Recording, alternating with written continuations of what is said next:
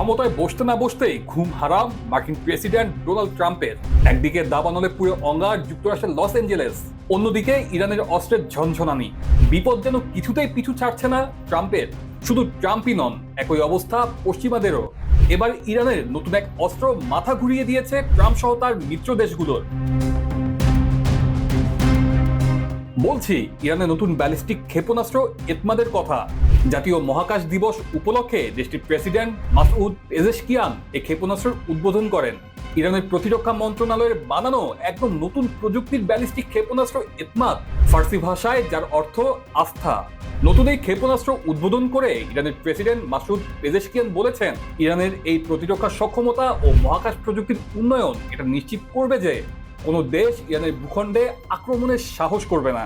ইরানের ক্ষেপণাস্ত্র প্রযুক্তি বিশেষজ্ঞরা বলছেন, ব্যালিস্টিক ক্ষেপণাস্ত্র ইতমাদের সর্বোচ্চ পাল্লা 1700 কিলোমিটার, যা ইসরায়েল পর্যন্ত পৌঁছানোর ক্ষমতা রাখে। ইরান গত বছরেই গাজা যুদ্ধের সময় ইসরায়েলে দুবার ক্ষেপণাস্ত্র হামলা চালিয়েছিল। এদিকে পশ্চিমা দেশগুলো ইরানের ব্যালিস্টিক ক্ষেপণাস্ত্র কর্মসূচি দেখার পর তাদের ঘুম হারাম হয়ে গেছে। পশ্চিমা দেশগুলো উদ্বেগ প্রকাশ করে বলছে, ইরান মধ্যপ্রাচ্যে শান্তি বিনষ্ট করতে চায়। 1979 সালে ইসলামী বিপ্লবের আগে ইরান তার সামরিক সরঞ্জামের বেশিরভাগই যুক্তরাষ্ট্র থেকে সংগ্রহ করত। তবে বিপ্লবের পর আমেরিকা সেই সম্পর্ক ছিন্ন করে নিষেধাজ্ঞা আরোপ করে। 1980 থেকে 1988 সালে ইরান ইরাক যুদ্ধের সময় অস্ত্র নিষেধাজ্ঞার কবলে পড়ে ইরান।